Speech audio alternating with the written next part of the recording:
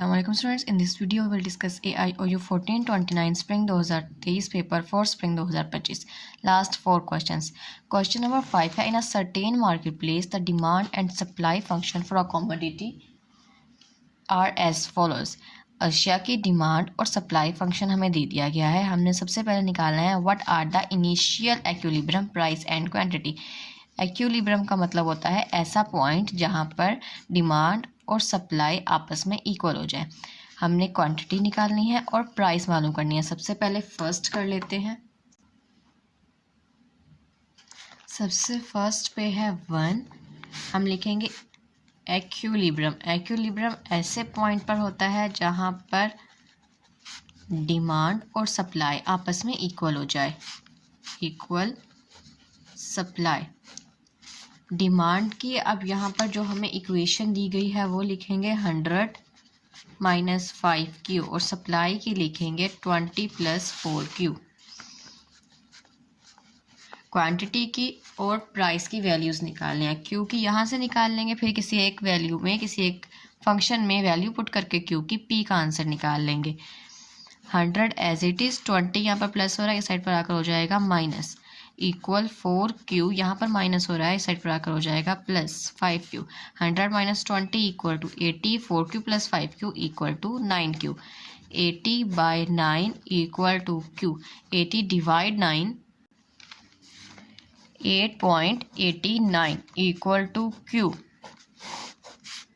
Q की value होगी P. Find out करने के लिए हम सप्लाई वाली इक्वेशन लिखेंगे 20 प्लस 4Q और Q की जगह पर 8.89 को पुट कर देंगे. 8.89. P इक्वल टू 20 प्लस 4 को मल्टीप्लाई करेंगे 8.89 से, हमारे पास आएगा 35.6. नाउ लास्ट पर इन दोनों को ऐड कर देंगे, हमारे पास आंसर आता है 55.6. ये आ गई P की वैल्यू और Q की वैल्यू. प्राइस की भी निकाल लिया और क्वांटिटी की भी.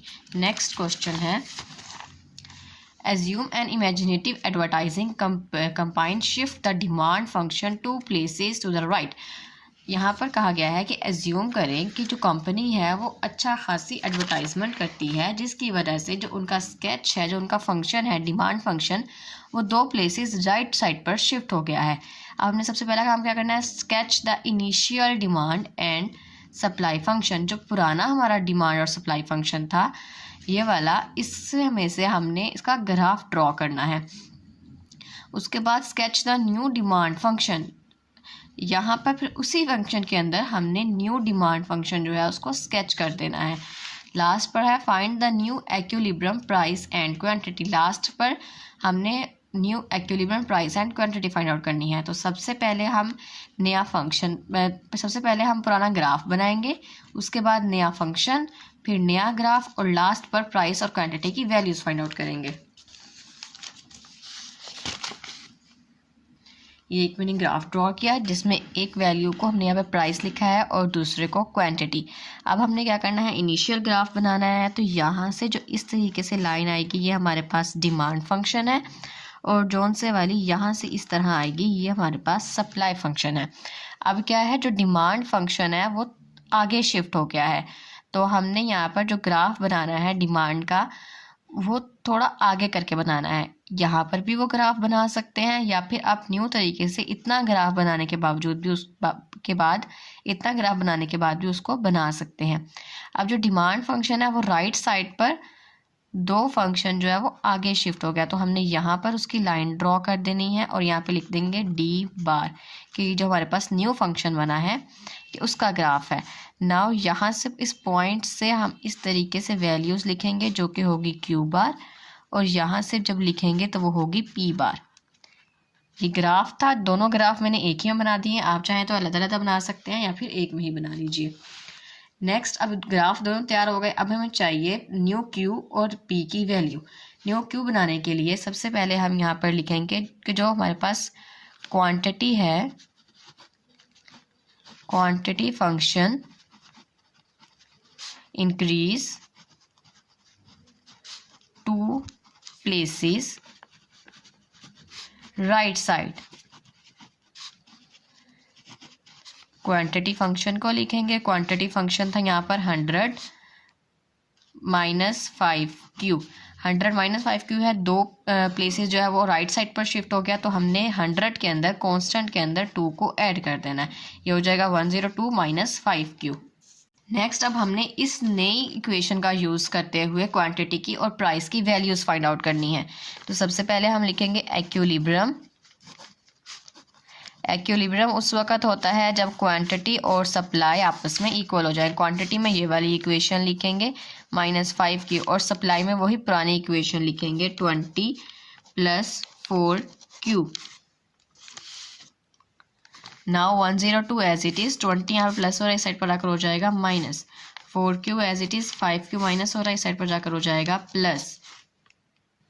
102 minus 20 80 equal to 4q + 5q equal to 9q। 80 अब यहाँ पर 80 एज इट इज़, 9 मल्टीप्लाई हो रहा है, इस साइड पर आकर डिवाइड हो जाएगा equal to q। 80 divide 9 equal to 8.89। 102 minus 20 equal to 82 equal to 4q + 5q equal to हो जाएगा 9q। 82 as it is, 9 multiply हो रहा है, सेट पर आके हो जाएगा divide equal to q। 82 divide 9 equal to 9.1 equal q। ये हमारे पास यहाँ पर q की वैल्यू आ गई। अब इसी q की वैल्यू को हम सप्लाई फंक्शन में ऐड कर देंगे equal to 20 + 4q। 20 as it is plus 4q की जगह पर आ जाएगा 9.1। 20 + 4 9.1 मल्टीप्लाई 4 36.4। लास्ट पर इन दोनों को ऐड कर देंगे प्लस 20 56.4। ये हमारे पास प्राइस की वैल्यू आ गई। दोनों वैल्यूज़ भी फाइंड आउट कर ली और स्केच भी ड्रॉ कर लिया। नेक्स्ट है assume that a tax of $1 per unit is levied on the seller. What will be the effect on the seller? What will be the effect on the supply function? इसमें ये कहा गया है कि supply function के ऊपर $1 का tax बढ़ गया है। ये सप्लाई फंक्शन पर क्या असर करता है? हमने सप्लाई फंक्शन में $1 को ऐड कर देना है। उसके अलावा उसका ग्राफिक अलग से बनाएंगे और उसके बाद एक्विलिब्रियम प्राइस एंड क्वांटिटी निकालेंगे न्यू सप्लाई के फंक्शन के साथ। थर्ड पार्ट है हमारे पास जिसमें टैक्स है $1। हमने क्या करना है, सप्लाई का फंक्शन लिखेंगे 20 + 4q और इसके कांस्टेंट में ऐड कर देंगे 1। 21 + 4q। 21 + 4q। अब यहाँ पर ये सप्लाई की न्यू वैल्यू आ गई। क्वांटिटी की वैल्यू वही पुराने वाली लेनी है 100 - 5q वाली, और यहाँ से दोनों की वैल्यूज़ फाइंड आउट कर लेंगे। एक्विलिब्रियम कब होता है? जब क्वांटिटी और सप्लाई आपस में इक्वल हो जाए। क्वांटिटी का फंक्शन लिखेंगे 100 - 5q equal to supply 21 + 4q। 100 as it is, 21 यहाँ पर आकर हो जाएगा minus, 4q as it is, 5q इस साइड पर आकर हो जाएगा plus. 100 - 21 equal to 79 equal to 9q।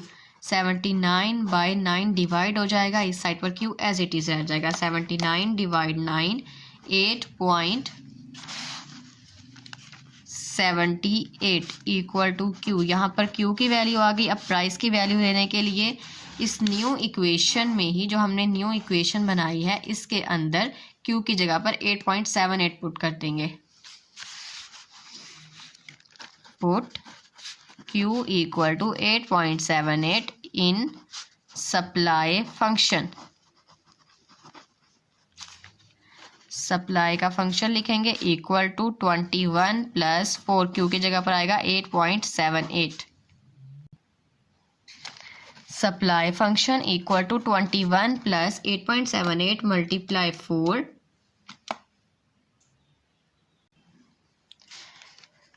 Supply function 21 + 35.12। बाद में इन दोनों को ऐड कर देंगे तो हमारे पास प्राइस की वैल्यू आ जाएगी। अब न्यू ग्राफ ड्रॉ करना है। ग्राफ के लिए सबसे पहले आप किसी भी पॉइंट को प्राइस और किसी भी पॉइंट को क्यू कह दीजिए और बाद में इन दोनों को आपस में मिला दीजिए।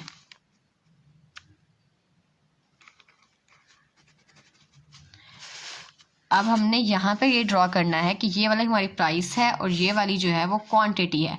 यहाँ से जो फंक्शन जाएगा ये डिमांड का होगा, डिमांड का, और उसके बाद जो नया फंक्शन, जो दूसरा फंक्शन है वो ये वाला है, वो है सप्लाई का। सप्लाई में जो है वो $1, $1 सप्लाई फंक्शन इंक्रीज हुआ है, तो इसको थोड़ा सा आगे की तरफ बढ़ा देंगे और इस पॉइंट पर न्यू क्वांटिटी और न्यू प्राइस पर मार्क कर देंगे।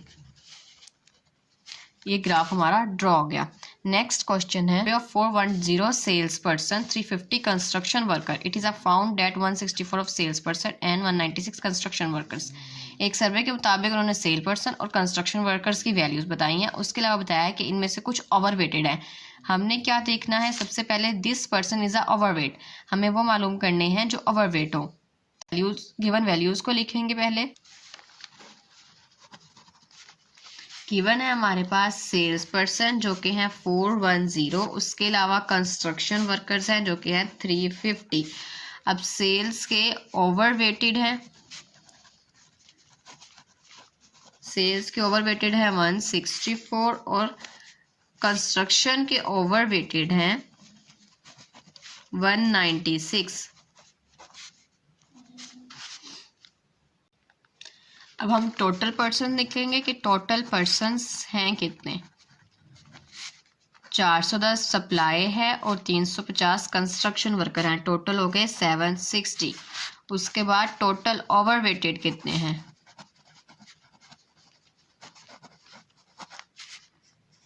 164 सप्लाई हो गए प्लस कंस्ट्रक्शन वर्कर है 196, मिलाकर हो गए 360।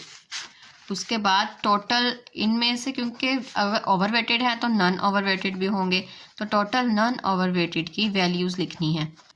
सप्लायर्स में 410 माइनस 164 प्लस कंस्ट्रक्शन वर्कर्स में 760 माइनस 190, 350 माइनस 196 इक्वल टू हमारे पास यहाँ पर आएगा 246 प्लस 154। ऐड करने से वैल्यूज़ आती हैं 400। अब हमें सबसे पहले प्रोबेबिलिटी फाइंड करनी है this person is overweight, overweighted persons की प्रोबेबिलिटी इक्वल टू हम लिखेंगे टोटल ओवरवेटेड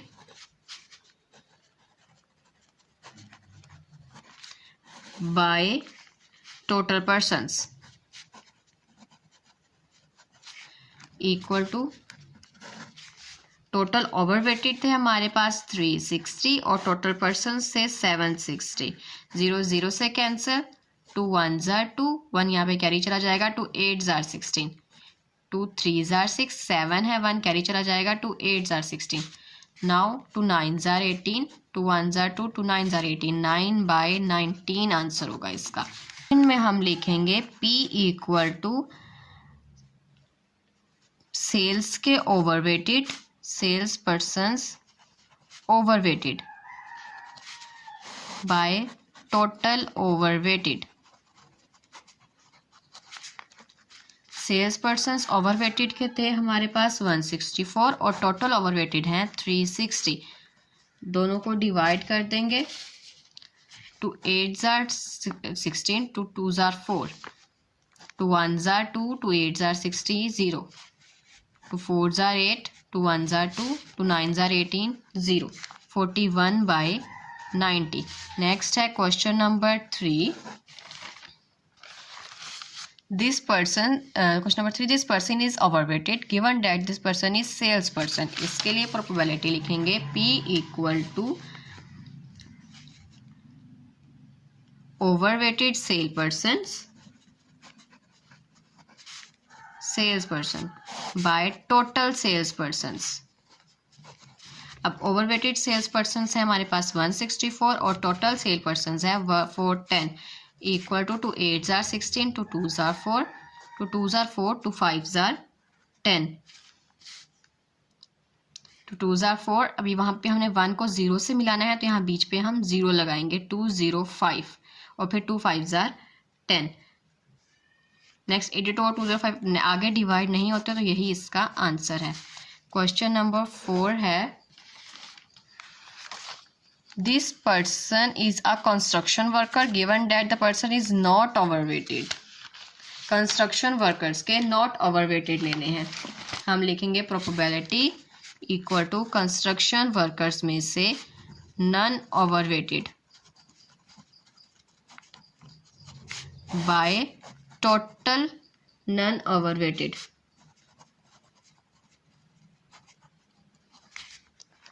कंस्ट्रक्शन वर्कर्स में से नन ओवरवेटेड हमारे पास 154 और टोटल हैं 400।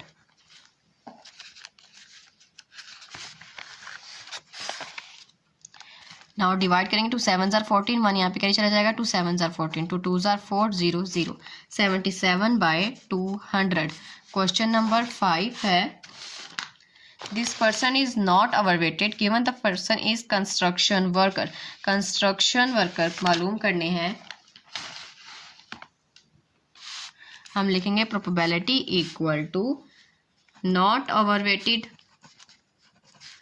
Bye total construction workers. Non construction workers है 154 बाय टोटल है 350 equal to 2 7s are 14, 2 7s are 14, 2 1s are 2, 2 7s are 14, 2 5s are 10, 77 by 175 ये इसका आंसर होगा। क्वेश्चन नंबर 7 है जिसमें हमने x का डेरिवेटिव, y का, z का एक ही फंक्शन से निकालना है और उसके बाद इनमें वैल्यूज भी पुट करनी है। ये क्वेश्चन थोड़ा लेंथी है बट समझने में आसान है और ये 10 मार्क्स का पेपर में आया हुआ है। सबसे पहले अपना फंक्शन लिख लेते हैं। जो फंक्शन दिया गया है x y z equal to 2x² plus x y by y Z minus 2, और हमें कितनी चीज़ें निकालनी है, एक्स वाई जेड, फिर वाई एक्स, फिर वाई जेड और फिर एक्स जेड, 6 चीज़ें मालूम करनी है। सबसे पहले हम डेरिवेटिव लेंगे x के साथ। जब हम x के साथ डेरिवेटिव लेंगे तो जो y और z है इसको कांस्टेंट कर देंगे, और जब कांस्टेंट का डेरिवेटिव लेते हैं तो वो 0 ही आता है, और अगर वो मल्टीप्लाई हो रहा हो तो वो स्टार्ट में आ जाता है। फॉर एग्जांपल अगर हमारे पास कोई ऐसी वैल्यू हो x³ तो हमने इसका डेरिवेटिव लेना हो तो हम 1/3 को पहले लैदा करते हैं और डेरिवेटिव अप्लाई करते हैं x³ के ऊपर। सो यहाँ पर भी ऐसे ही करेंगे, नीचे वाली वैल्यू में एक भी x नहीं है तो ये सारी वैल्यू कांस्टेंट हुई, तो इसको हम स्टार्ट में लिख देंगे yz minus 2 multiply 2x2 plus xy, उसके बाद taking derivative on both side,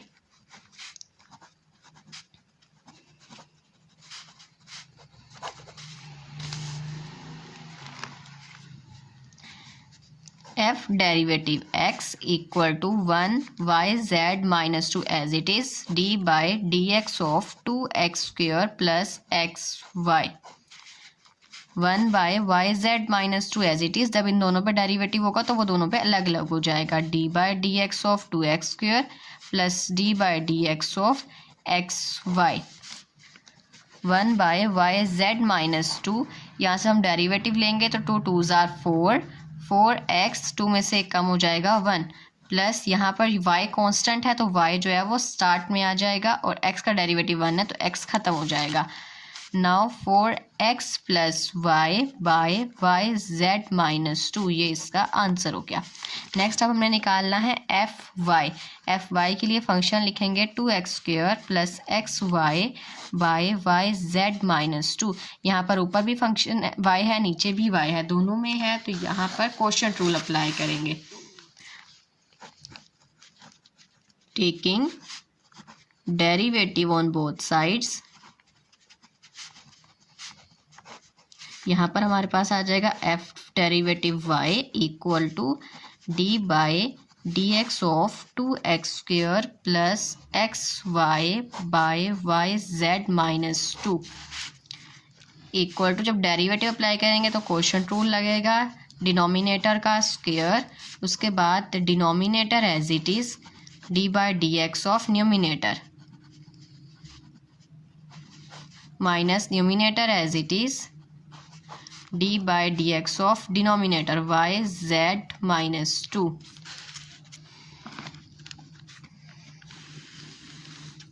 yz minus 2 का होल स्क्वायर, यहाँ पर yz minus 2 as it is आ जाएगा।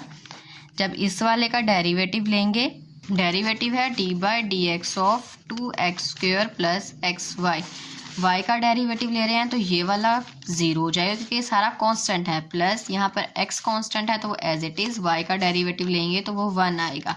सो हमने यहाँ पर लिखना है x minus 2x² plus y as it is d/dx of yz-2। यहाँ से जब हम डेरिवेटिव लेंगे yz-2 d/dx, तो y का डेरिवेटिव ले रहे हैं, z कांस्टेंट है, z स्टार्ट में आ जाएगा, y की पावर 1 है तो y जो है वो ख़त्म हो जाएगा। उसके बाद -2 का डेरिवेटिव लेंगे तो वो भी 0 हो जाएगा। सो हम यहाँ पर लिखेंगे z।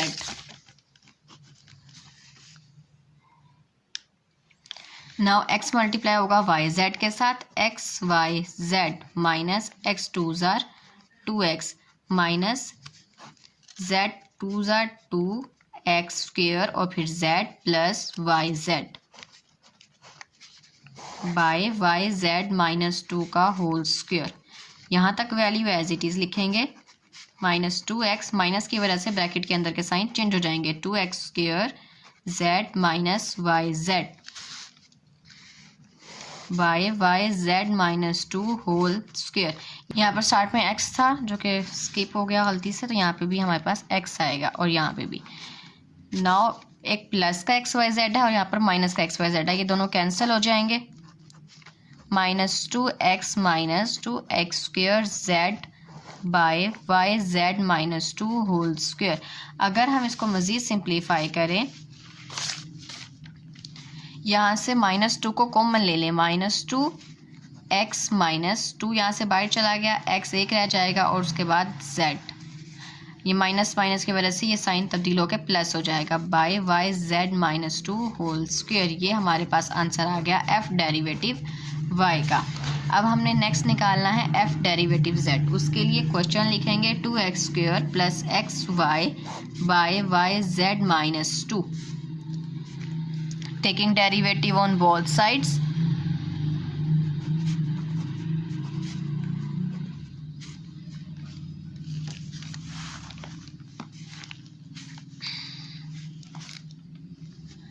Now f derivative z equal to d/dx of 2x² plus xy by yz-2।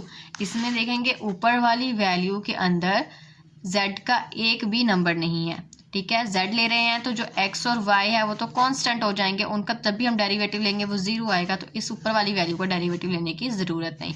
अगर हमारे पास इस तरीके से इक्वेशन में सवाल आता था तो हम इसको ऊपर ले जाते हैं, x इक्वल टू -3 लिख देते थे, तो यहाँ पर भी ऐसे ही करेंगे, ऊपर वाली इक्वेशन को एज इट इज़ साइड पर लिख देंगे। यहाँ पर हो जाएगा 1 बाय yz-2, तो हम इसको लिख देंगे yz-2 के ऊपर पावर -1। जब डेरिवेटिव अप्लाई होगा 2x² प्लस xy, डेरिवेटिव लगेगा सिर्फ दूसरे वाली इक्वेशन पर yz-2 -1। नाउ ये वाली एज इट इज़ -1 स्टार्ट में आ जाएगा, yz-2 as it is -1 equal to -2, power minus करते हैं ना तो -1 हो जाएगा -2। नाउ हम डेरिवेटिव लिखेंगे d/dx ऑफ yz-2, अंदर वाली वैल्यू का भी डेरिवेटिव लेना होता है। 2x² प्लस xy -1 yz-2 का पर पावर -2। उसके बाद यहाँ से z का डेरिवेटिव ले रहे हैं तो y कांस्टेंट है, y एज इट इज़ आ जाएगा, z के ऊपर पावर 1 है, z ख़त्म हो जाएगा और 2 का डेरिवेटिव हमारे पास 0 आएगा। सो -1y ये स्टार्ट में चला जाएगा, -y 2x² plus xy bye, उसके बाद -2 जो है वापस डिनोमिनेटर बन जाएगा और इसकी पावर जो है वो पॉजिटिव हो जाएगी। ये आंसर है fy-z का। नेक्स्ट अब हमने फाइंड करना है fxy।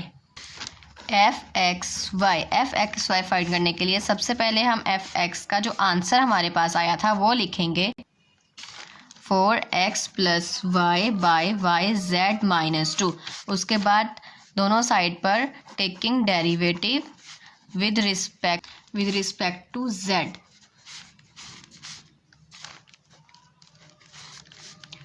नाउ हम यहाँ पे लिखेंगे fxz इक्वल टू, अब इसके डिनोमिनेटर में z है, डिनोमिनेटर में नहीं है, तो 4x plus y as it is हो जाएगा। नाउ y z माइनस 2 के ऊपर पावर हो जाएगी -1। 4x plus y d by d x of y z minus 2 power -1। 4x plus y as it is, यहाँ पर -1 स्टार्ट में आ जाएगा, उसके बाद y z माइनस 2 -1 -2, उसके बाद हमने डेरिवेटिव ले लेना है y z माइनस 2 का, equal to 4x plus y -1 y z minus 2 इसमें से डेरिवेटिव लेंगे तो हमारे पास हमने z का लेना है तो y आएगा।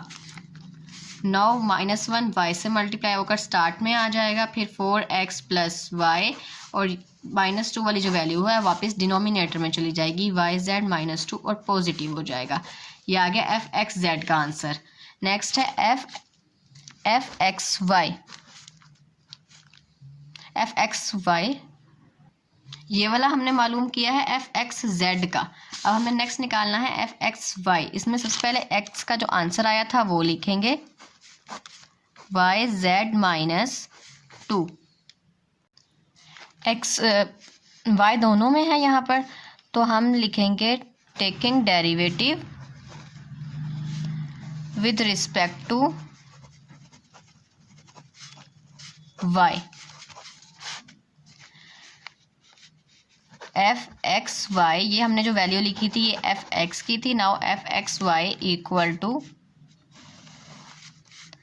Y Z minus 2 square, Y Z minus 2 as it is, d by d x of 4x plus y minus 4x plus y as it is, d by d x of y Z minus 2, y Z minus 2 as it is. जब हम derivative लेंगे 4x plus y का with respect to y लेना है, तो 4x जो है वो 0 हो जाएगा और y का आंसर आएगा 1, minus 4x plus y, derivative लेंगे y z माइनस 2 का विद रिस्पेक्ट टू y लेना है, तो यहाँ पर हमारे पास आएगा z, 2 जो है वो 0 हो जाएगा, y z minus 2 whole square. यहाँ पर हो जाएगा Y Z minus 2 minus Z को मल्टीप्लाई करेंगे 4x Z plus minus minus Y Z by Y Z minus 2 whole square. Y Z से कैंसिल, हमारे पास आंसर आएगा -2 minus 4x Z by Y Z minus 2 whole square. ये इसका answer है। Last एक रह गया है एफ वाई जेड। सबसे पहले एफ वाई का आंसर लिखेंगे। एफ वाई का डेरिवेटिव हमने ये वाला फाइंड किया था, बट इसके अंदर हम ये वाली वैल्यू लिखेंगे। नाउ इसका हमने डेरिवेटिव लेना है विद रिस्पेक्ट टू जेड। अब हमारे पास दोनों तरफ यहाँ पर z की वैल्यूज़ हैं, तो यहाँ पे क्वोशंट रूल लगेगा, लेकिन इसका एक इजी वे भी है। क्वोशंट रूल से बहुत क्वेश्चन जो है वो कॉम्प्लिकेटेड बन जाएगा। हम लोग -2x minus 2z square x को एज इट इज़ रहने देंगे और इस वाली वैल्यू को ऊपर ले आएंगे, वाई जेड माइनस 2 पावर -2। अब यहाँ पर डेरिवेटिव अप्लाई करेंगे तो प्रोडक्ट लॉ लगेगा। सबसे पहले यहाँ पर सेकेंड वाला as it is, y Z minus 2 power -2 as it is, d by d x of -2x minus 2z square x plus, अब ये वाली वैल्यू सारी as it is, -2x minus 2z square x d by d x of y Z minus 2 power -2 equal to ये वाली सारी value हम as it is लिख देंगे, वाई जेड माइनस 2 पावर -2। और जब इस वाले का डेरिवेटिव लेंगे विद रिस्पेक्ट टू z लेना है, तो ये वाली वैल्यू का यहाँ पर 0 हो जाएगी, 2z स्क्वेयर x रह जाएगा, 2x स्क्वेयर z रह जाएगा हमारे पास। जब हम डेरिवेटिव लेंगे D by d x of -2x minus 2x square z, तो ये वाला जो है ये तो 0 हो जाएगा, -2x स्क्वेयर z रह जाएगा हमारे पास। इसमें से भी 2x स्क्वेयर कॉन्स्टेंट है तो वो स्टार्ट में आ जाएगा, z के ऊपर पावर 1 है तो z खत्म हो जाएगा, यहाँ पे आएगा -2x square plus -2x z और डेरिवेटिव लेंगे yz-2 का। यहाँ पे -2 स्टार्ट में आ जाएगा, उसके बाद yz-2 -1 हो जाएगा -3 d/dx ऑफ इसके अंदर वाली वैल्यू का डेरिवेटिव लेंगे yz-2। नाउ yz-2 के ऊपर पावर जो है -2 वो as it is -2x² plus -2x z -2 power -3, ये सारा एज इट इज लिखा। जब इसका डेरिवेटिव लिया, z से डेरिवेटिव लेना है, तो यहाँ पर हमारे पास आंसर आएगा y। नाउ सिंपल इसको सिंप्लीफाई कर देंगे, -2x² न्यूमिनेटर में, ये वापस डिनोमिनेटर में चला जाएगा, -2 पावर हो जाएगी 2 प्लस -2y, ये वाली वैल्यू स्टार्ट में आ जाएगी 2x z बाय दूसरी ये वाली वैल्यू जो है वो डिनोमिनेटर में चली जाएगी और पावर हो जाएगी पॉजिटिव। यही इसका आंसर है। नेक्स्ट क्वेश्चन में हमने इसी में fy के अंदर fy का जो आंसर आया उसमें x की जगह पर 2, y की जगह पर -1 और z की जगह पर 3 पुट करना है। और fyz जो हमने अभी निकाला है उसमें x की जगह -1, दूसरे में 1 और z में 0 पुट करना है। सबसे पहले हम यहाँ पे fy पुट कर देते हैं जो कि है 2, -1 और 3। क्वेश्चन लिखेंगे -2x z by yz-2 whole square. -2x की जगह पर आएगा 2, -2x² की जगह पर आएगा 2 का स्क्वायर और z की जगह पर आएगा 3 बाय y है -1, 3 है z है 3 -2 पावर स्क्वायर। 2 2s are 4 -4 -2 का स्क्वायर लेंगे तो आएगा 4, 3 2s are 5 5 3 2s are 6 और 2 का स्क्वायर लेंगे तो आएगा 4 by 3 1s are 3 -3 -2 power square -4 -6 4s are 24 by -3 -2 -5 और -5 का स्क्वायर लेंगे आएगा 25 -28 बाय 25 इसका आंसर है। लास्ट है fyz में पुट करना है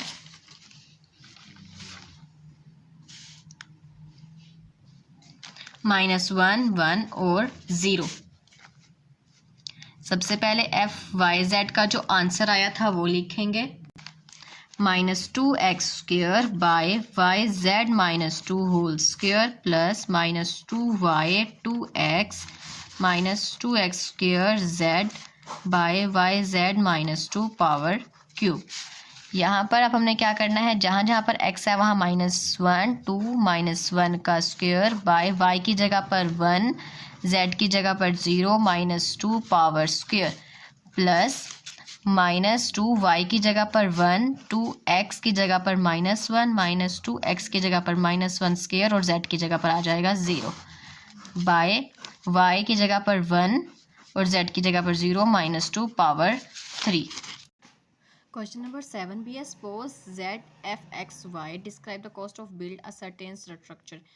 फंक्शन एक्स वाई पर एक स्ट्रक्चर जो है वो बिल्ड किया गया है जिसमें एक्स जो है वो लेबर कॉस्ट को रिप्रेजेंट करता है और वाई मटेरियल कॉस्ट को रिप्रेजेंट करता है। तो हमने ये बताना है कि एफ एक्स और एफ वाई क्या रिप्रेजेंट करते हैं।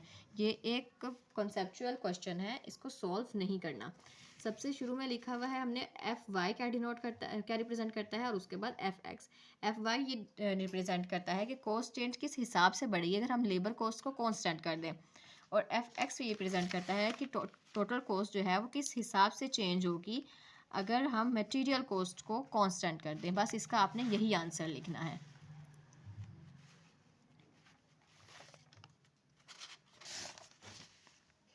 नेक्स्ट है question number 8A, a ball throw upward from the roof of a building. एक बॉल जो है वो बिल्डिंग के ऊपर से अगर फेंकी जाए और वो 750 फीट हाइट की बुलंदी पर हो, ठीक है, उसका उन्होंने एक फंक्शन दे दिया है। सबसे फर्स्ट क्वेश्चन है what is the height of the ball after 5 seconds. 5 seconds के बाद बॉल की जो हाइट है वो क्या होगी। हमने क्या करना है, टी टाइम दिया हुआ है तो हमने 5 यहाँ पर पुट कर देना है। यहाँ पुट करने का मतलब होता है पूरे फंक्शन में टी की जगह पर 5 पुट करना। सबसे पहले हम फर्स्ट वाला करेंगे, f t equal to -16t² + 50t + 750। F t की जगह पर पुट करेंगे 5 माइनस 16 टी की जगह पर आएगा 5 का स्क्वायर प्लस 50 टी की जगह पर आएगा 5 plus 7 50 minus 16 as it is 5 का स्क्वायर लेंगे 25 प्लस 50 को मल्टीप्लाई करेंगे 5 से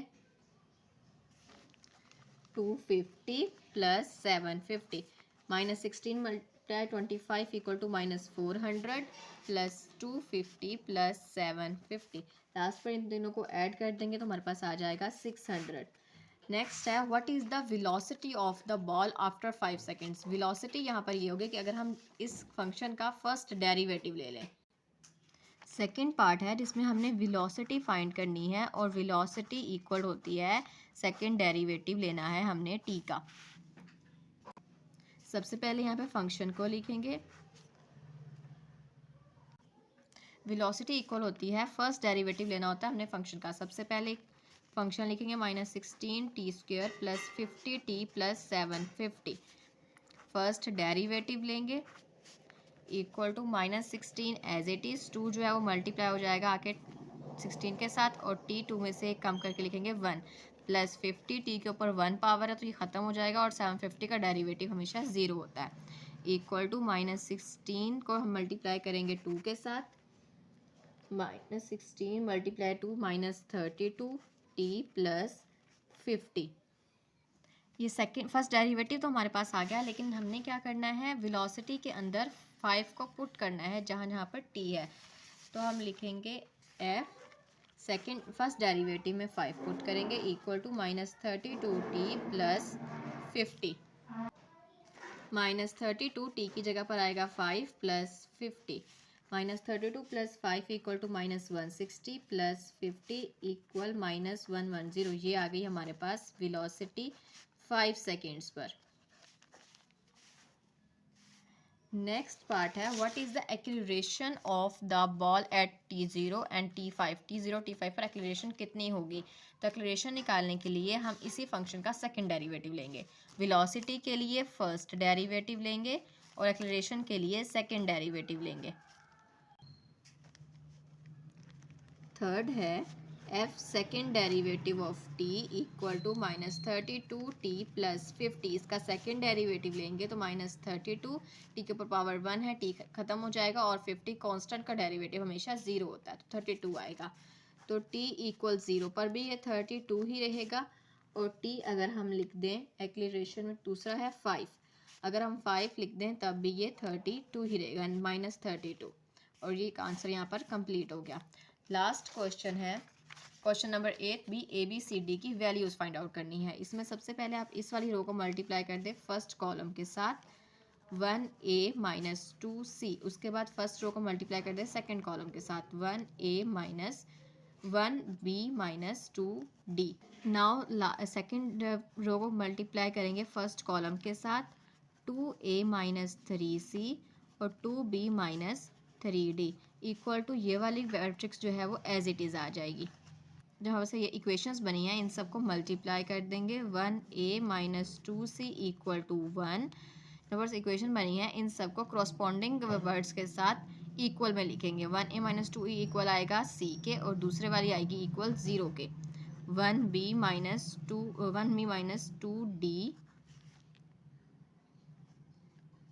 2d इक्वल टू 0।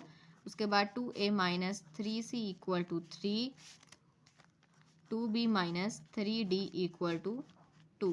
ये चार हमारे पास यहाँ पर इक्वेशंस बन गई हैं। अब इन सब की वैल्यू निकाल लेंगे। सबसे पहले हम क्या करेंगे 1a और 2a वाली यूज़ करेंगे। यहाँ पर 2 बनाएंगे हम लिखेंगे 2 मल्टीप्लाई इन इक्वेशन 1।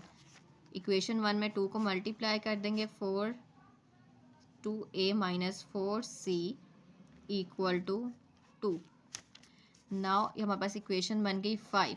आप इक्वेशन नंबर 3 और 5 को जो है हम माइनस कर देंगे। सब्ट्रैक्ट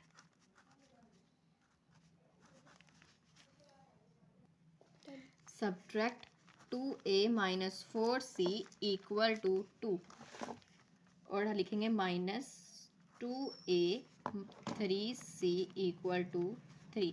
अब क्या करना है, यहाँ पर स्टार्ट में माइनस है तो आगे वाले सबके साइन चेंज कर देंगे। यहाँ माइनस है तो यहाँ हो जाएगा प्लस और यहाँ पर भी माइनस।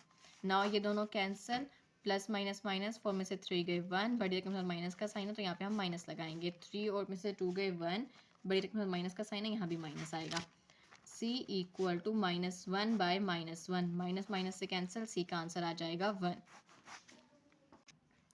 नाउ हम लिखेंगे put c equal to 1 in equation, किसी भी इक्वेशन में पुट कर देंगे। मैं इक्वेशन 1 में कर रही हूँ।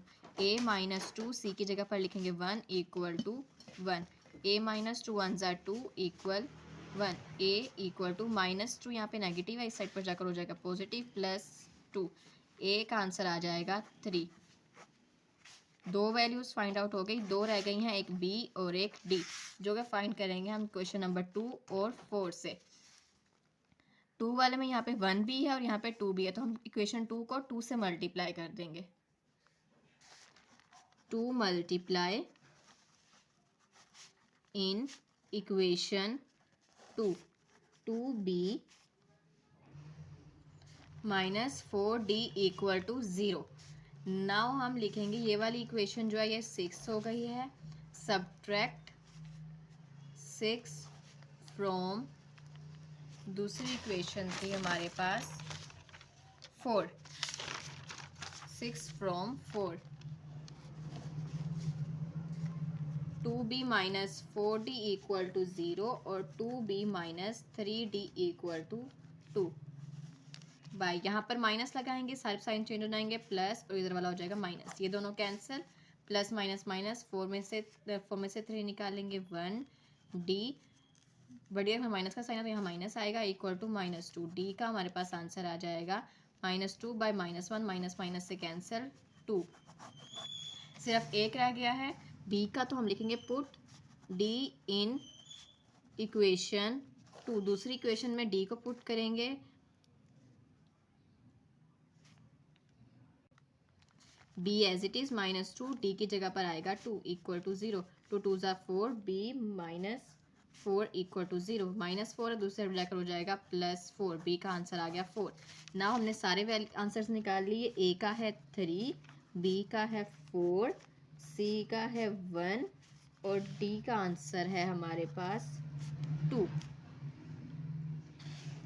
ये लास्ट 4 क्वेश्चन से आई होप आप लोगों को समझ आई होगी। इसके अलावा आप पेपर की तैयारी के लिए 5 पास पेपर्स लाजमी कीजिएगा। अल्लाह हाफिज़।